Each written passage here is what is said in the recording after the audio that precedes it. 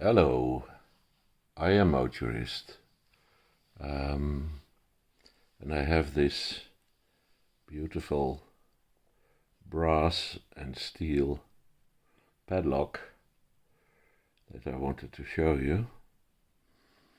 It is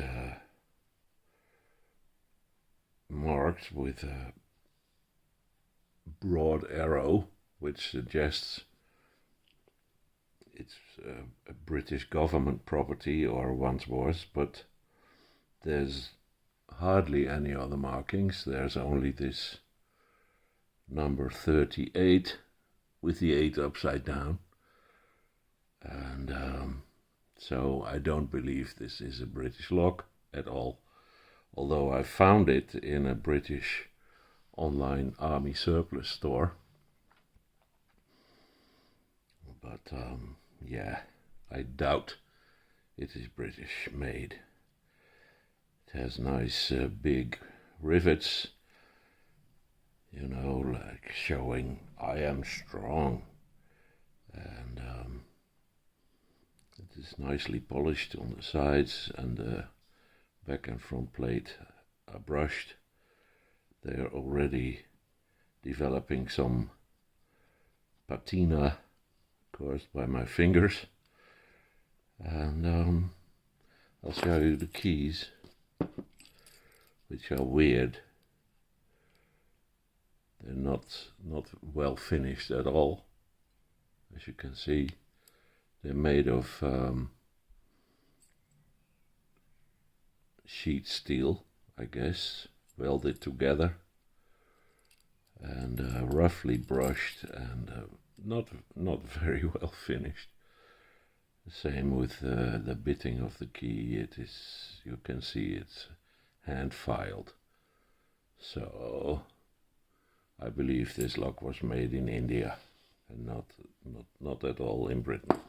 It's 59 millimeters across. The shackle is 11 millimeters,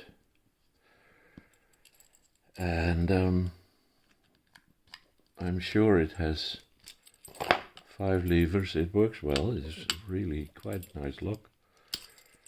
I believe it has 5 levers and 1 ward plate in the center of the lever pack.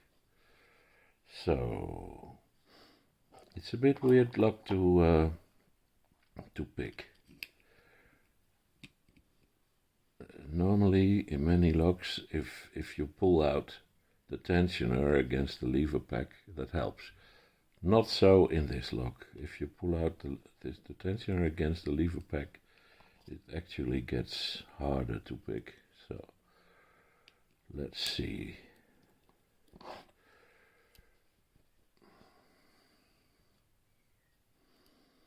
I'll start in the back.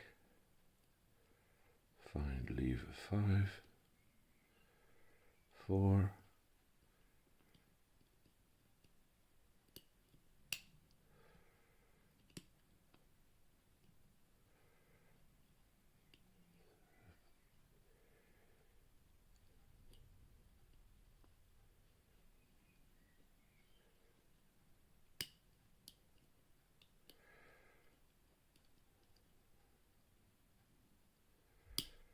5, 4, then there's this fixed plate.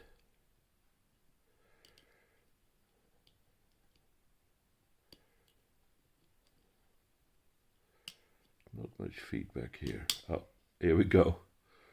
Okay, just as I started complaining about the lack of feedback, all of a sudden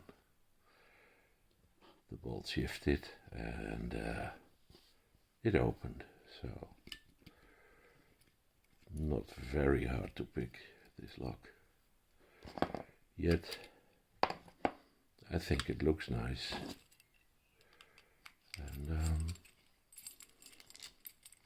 I like it. So that's what I wanted to show you. Thanks for watching. Have a nice day. Bye bye.